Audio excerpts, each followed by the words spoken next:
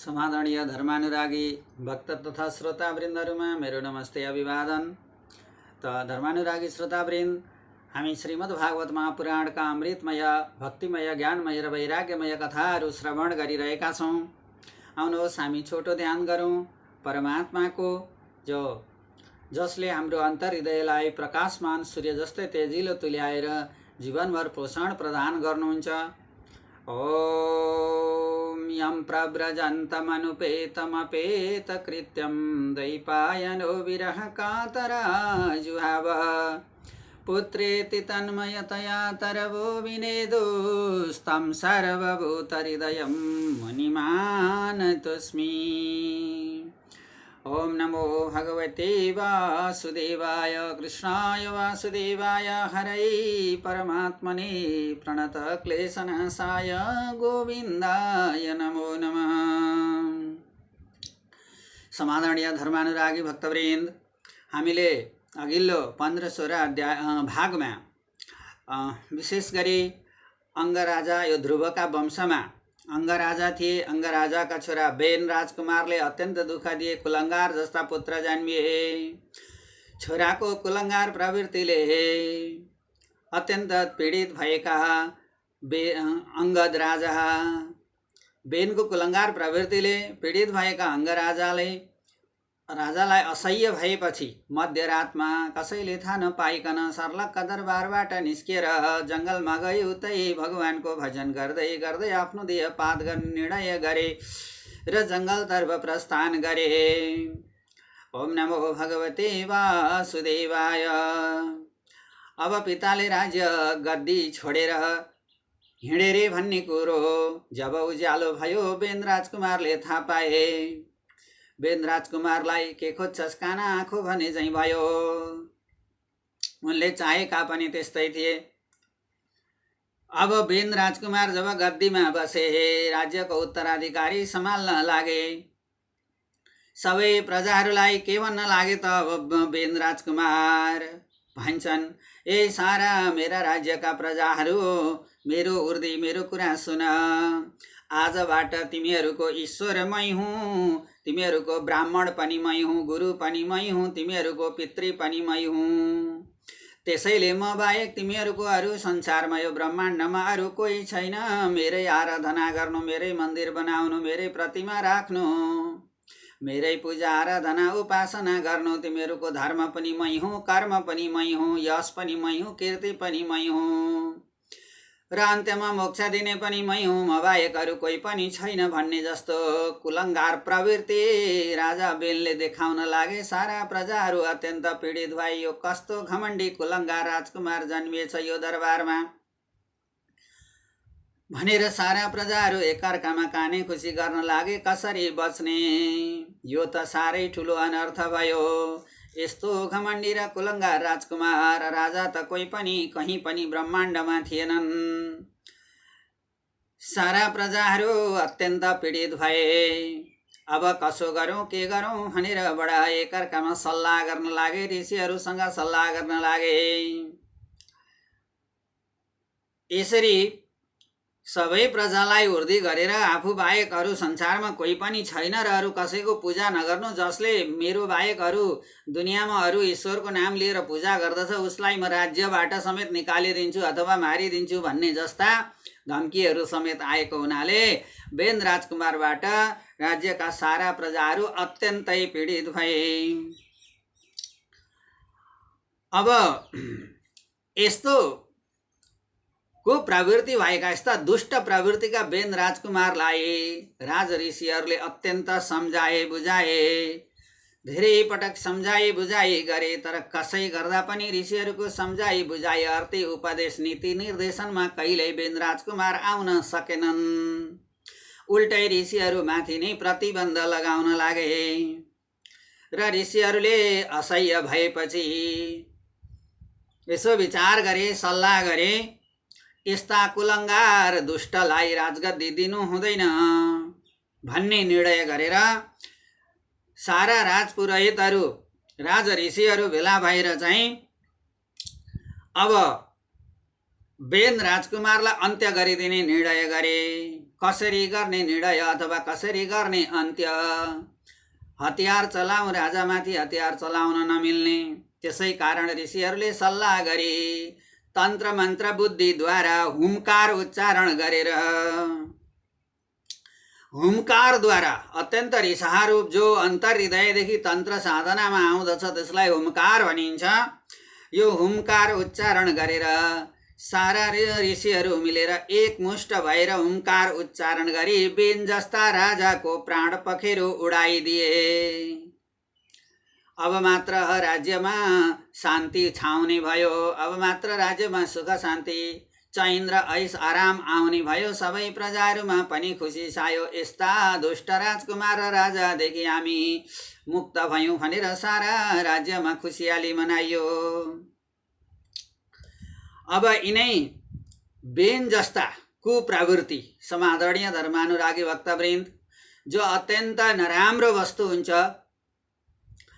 त्यस वस्तुलाई मन्थन गरेर अनि त्यसपछि छानबिन गर्दा छानेपछि त्यसलाई शुद्ध हुन्छ भनिन्छ नि। गौत पनि हामी छानेर शुद्ध बनाउँछौँ। हेर्नुहोस् त, किचडमा सबैभन्दा फोहोरमा कमल फुल्छ। हाम्रो सनातन हिन्दू धर्मशास्त्रले सबैभन्दा पवित्र वस्तु कमललाई मानेको छ। त्यसैले संसारभरिको सम्पूर्ण पाप अनि अनिष्ट फोहोर मैला किचड दुर्गन्ध सबै गङ्गामा केन्द्रित हुन्छन्। तिनै गङ्गा सबैभन्दा पवित्र हुन्छन् भनेर हामी गएर स्नान गरेर आफ्नो पाप समेत त्यही पखालेर आउने गर्दछौँ। त्यसैले धर्मानुरागी भक्तवृन्द श्रोतावृन्द सबैभन्दा नराम्रोमा राम्रो हुन्छ, तर त्यसलाई छानबिन गर्नु पर्यो। त्यसै कारण यही निर्णय अनुसार सम्पूर्ण ऋषिहरूले अत्यन्तै दुष्ट कुलङ्गार बेन राजाको शरीरलाई मन्थन गरेर छानबिन गर्ने निर्णय गरे र बेन राजकुमारको बेन राजाको तिग्रा सबभन्दा पहिला मन्थन गरे। तिग्रा मन्थन गर्दा एक प्रकारको निषाद शिकारी प्रकट भयो। हेर्नुहोस् त, के रहेछन् त बेन राजकुमार भित्रको अथवा बेन राजकुमारको शरीरमा त्यस्तो दुष्टात्मा बसेको रहेछ, जुन शिकारी जसले चाहिँ जङ्गलमा गरबेडी गाई समेत र मनुष्यका बालबालिकालाई समेत शिकार गर्न बेन राजकुमारको मस्तिष्कमा प्रेरणा दिएको थियो। त्यस्तो निषाद रहेछ। त्यसपछि फेरि अब तिग्रामा मन्थन गरेर त्यसबाट एउटा निषाद भन्ने शिकारी प्रकट भयो। अब यसरी नै फेरि बेन राजाका बाहु भनेका पाखुरा मन्थन गरे ऋषिहरूले। बेन राजाका पाखुरा मन्थन गर्दा ती पाखुराबाट एक पुरुष र एक कन्या जुम्ल्या उत्पन्न भए, प्रकट भए। हेर्नुहोस् त, बेन राजाका पाखुरा मन्थन गर्दा कन्या र पुरुष अथवा जुम्ल्या प्रकट भए। अब त्यसरी प्रकट भएका कन्याको नाम अची राखियो र पुरुषको नाम पृथु रह्यो। बोलो भक्तवत्सल भगवानको। अब सबै ऋषिहरूले बडा संवाद गर्न लागे। यी जुम्ल्या सन्तान जन्मेका छन् अथवा प्रकट भएका छन्। अहो, यसरी बेनको शरीरलाई मन्थन गरेर बाहु मन्थन गर्दा प्रकट भएका यी जुम्ल्या त पक्कै पनि साक्षात भगवान लक्ष्मी नारायण विष्णुका अवतार हुन्, जो संसारको ब्रह्माण्डको रक्षाका निमित्त अवतार लिनुभएको छ, प्रकट हुनुभएको हो पक्कै पनि। यी साक्षात लक्ष्मीजी हुन्, यी साक्षात विष्णु हुन्।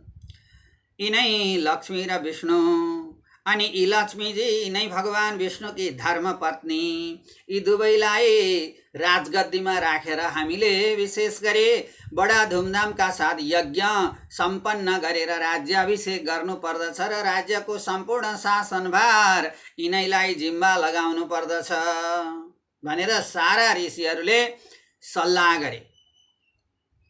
यसरी बेनका बाहु अथवा पाखुरा मन्थन गर्दा प्रकट भएका जुम्ल्या जो विष्णु र लक्ष्मीका अवतार थिए, यिनै विष्णु र लक्ष्मीका अवतारलाई लगेर राजगद्दीमा बसालेर बडा धुमधामसँग चाहिँ राज्याभिषेक गर्ने र शासनभार जिम्मा लगाउने निर्णय गरे। यो निर्णय सुनेर सम्पूर्ण देवी देवताहरू अत्यन्त खुसी भए। गन्धर्वहरू गाउन लागे, अप्सराहरू नाच्न थाले, बडा गाना बजाना हुन लाग्यो। आकाश मार्गबाट पुष्पवृष्टि गर्न लागे। सम्पूर्ण देवी देवता सहित स्वयं ब्रह्माजी पनि त्यसै स्थलमा पाल्नुभयो, उपस्थित हुनुभयो। सम्पूर्ण नदी पर्वत लोकपालहरू यी सबै जे जति देवी देवता लोकपाल नदी पहाड पर्वतहरू सबै दर्शनका लागि उपस्थित भएका थिए। ती सबैले एक एकवटा वस्तु ल्याएर भेटी स्वरूप, कोसेली स्वरूप, उपहार स्वरूप ती लक्ष्मीनारायणको रूपमा प्रकट हुनुभएका जुम्ल्या अची र पृथुलाई उपहार प्रदान गर्न लागे। ओम नमो भगवते वासुदेवाय। सबैले एक एकवटा वस्तु ल्याएर उपहार कोसेलीको रूपमा प्रदान गरे। त्यसपछि बडा धुमधामसँग यज्ञ आरम्भ गर्यो र तिनै लक्ष्मीनारायणका विष्णु लक्ष्मीका अवतार पृथु र अचिलाई गद्दीमा बसालेर सम्पूर्ण ऋषिमुनिहरूले वैदिक मन्त्रद्वारा राज्याभिषेक प्रारम्भ गरे। हरि ओम स्वस्ति न इन्द्रो वृद्धश्रवाः स्वस्ति नः पूषा विश्ववेदाः स्वस्ति न तार्क्ष्यो अरिष्टनेमि स्वस्ति नो बृहस्पतिर्दधातु। यसरी बडा धुमधामसँग यज्ञ सहित ती लक्ष्मी र विष्णुको अंशको रूपमा रहेका राजा पृथु र अचिलाई गद्दीभिषेक अथवा राज्याभिषेक, गद्दी आरोहण गराए, राज्याभिषेक गराए ऋषिहरूले। अब यसरी गद्दीमा बसालेपछि ऋषिहरू भन्छन् बडा कुशलपूर्वक, हे महाराज, हजुरलाई हामीले सम्पूर्ण राज्यको शासनभार सुम्पिएका छौँ। हजुर साक्षात् भगवान विष्णुको अंश अवतार हुनुहुन्छ। हजुरको महिमा वर्णन गर्न त हामी जान्दैनौँ, तथापि महाराज हजुर खुब धर्मात्मा होइबक्सनेछ भविष्यमा। अनि पृथ्वीमा अनावृष्टि, अल्पवृष्टि, खडेरी, अतिवृष्टि जस्ता समस्याहरू आउनेछन्। यसलाई हजुरद्वारा नै समाधान गरिनेछ। आफै जलवृष्टि हुनेछ अनि अन्नहीन भएकी पृथ्वीले पनि अन्न फलाउन बाध्य हुनेछिन्। हजुरका पाउ परेपछि हजुरले सारा प्रजाहरूलाई आफ्ना छोराछोरी, सन्तान, पुत्र पुत्री झैँ पालन गर्नुहुनेछ। यसरी नै महाराज प्रजा पालन गरिबक्सनेछ। हजुरले सूर्यको किरण जहाँसम्म पुग्छन् त्यहाँसम्म हजुरको आज्ञा र नीति बमोजिम शासन चल्नेछ। महाराज सत्यवादी हजुर धर्मात्मा र दयावान होइबक्सनेछ। अनि शरणमा परेका ब्राह्मणीय ब्राह्मणदेखि लिएर सारा प्रजाहरूलाई अत्यन्त बुद्धि विवेक पुर्याएर विचारवान गरेर अत्यन्तै विचार गरेर सामाजिक न्याय पनि हजुरले प्रदान गर्नुहुनेछ। यस्ता 32 गुणले युक्त भएको होइबक्सनेछ। महाराज हजुरको यो शासनकाल अत्यन्त सुखमय रहनेछ। प्रजाका निमित्त जो बेनको अपमानले गर्दा, बेन राजाको अपमानले गर्दा पृथ्वीले अन्न दिन छोडेकी थिइन्, पानी पर्न छोडेको थियो, हाहाकार राज्यमा मचिएको थियो। अनि यो बेनको सारा अपराधका कारण यस्तो विकट बनिसकेको संसारको पृथ्वीको परिस्थितिलाई हजुरले नै परिवर्तन गराइबक्सनेछ। पृथ्वी रिसाएर आज अन्न दिन छोडेकी छन्। त्यसैले हजुरकै प्रेरणाद्वारा, हजुरकै बलबुता बुद्धि योग ध्यान दृष्टिद्वारा यी पृथ्वीलाई पनि सस्यशालिनी अन्नमय हजुर नै बनाइबक्सनेछ। आफ्ना प्रजाको पालनका निमित्त हजुरले पृथ्वीलाई आफ्नो अधीनमा राख्नुहुनेछ, नियन्त्रणमा राख्नुहुनेछ र हजुरको इच्छा बमोजिम पृथ्वीले अन्न दिने, पानी दिने अनि वायु तेज आकाश सबै चल्ने हुनेछन्। यसरी नै पृथ्वीलाई कामधेनु बनाएर समादरणीय धर्मानुरागी भक्तवृन्द, कामधेनु हजुरले जो इच्छा गर्नुहुन्छ, जो चिन्तन गर्नुहुन्छ, हजुरलाई जुन कुराको आवश्यकता परेको छ त्यो कुरा प्राप्त हुने स्थललाई, स्रोतलाई हामी पृथ्वी मान्छौँ, तिनै पृथ्वीलाई हामी कामधेनु भन्छौँ। कामधेनु भनेको इच्छाएको वस्तु प्राप्त गर्नुलाई अथवा प्राप्त हुने स्रोत केन्द्रलाई हामी कामधेनु भन्दछौँ। कामधेनु गाई रूपी पृथ्वीबाट प्रजाहरूले जहिले जहाँ जहिले जस्तो अवस्थामा जे कुराहरू आवश्यकता पर्छन् त्यही कुराहरू प्राप्त गर्न सक्ने महाराज पृथुले बनाउनु भयो पृथ्वीलाई र कामधेनु गाईको रूपमा सम्मान प्रदान गर्नुभयो। ओम नमो भगवते वासुदेवाय। यसरी पृथ्वीलाई आफ्नो काबुमा राखेर हे महाराज हजुरले सारा प्रजाको इच्छा बमोजिम प्राप्त गर्न सकिने वस्तुहरू तुल्याउनु हुनेछ। यसरी नै स्वर्गका राजा इन्द्रसँग हजुरले मित्रता गाँच्नुहुनेछ। अनि त्यसपछि 100वटा अश्वमेध यज्ञहरू हजुरको शासनकालमा हजुरले नै सम्पन्न गराउनुहुनेछ। यति सारा कर्महरू गरेर पृथ्वीलाई शस्यशालिनी तुल्याएर सारा प्रजाहरूको रक्षा गरेर पूर्ण भएपछि अन्त्यमा सनत सनन्दन सनातन सनत कुमार 4 कुमारहरूबाट हजुरलाई अध्यात्मको आत्मा र परमात्माको ज्ञानोपदेश ज्ञानरूपी उपदेश प्रदान हुनेछ। हजुरले 4 सनत कुमारहरूबाट ज्ञानोपदेश पाइबक्सनेछ। अनि त्यसपछि हजुरको कृति यस र कृति यस ब्रह्माण्डमा मनुष्य रहेसम्म रहनेछ। महाराज पृथु हजुर जस्तो पराक्रमी महाराजहरू कोही हुन सक्दैन। त्यसैले साक्षात हजुर भगवान विष्णु र लक्ष्मीको अवतारको रूपमा यस गद्दीमा बसेर शासन गरिबक्सनेछ र अन्त्यमा यसरी सनत कुमारहरूबाट ज्ञानोपदेश प्राप्त गरेर आफ्नो जीवनलाई कीर्तिमय यशमय बनाएर यो जीवनलाई अन्त्य गराउनु हुनेछ। ओम नमो भगवते वासुदेवाय। ऋषिहरूले यति कुराहरू बिन्ती गरेर स्तुति गरेर गान गरेर प्रार्थना गरेर अब स्वयं भगवान विष्णुका अंश अवतार पृथु र अचिले बडा कुशलपूर्वक राज्य पालन गर्न थाले। ओम नमो भगवते वासुदेवाय। कृष्णाय वासुदेवाय हरये परमात्मने प्रणत क्लेशनाशाय गोविन्दाय नमो नमः।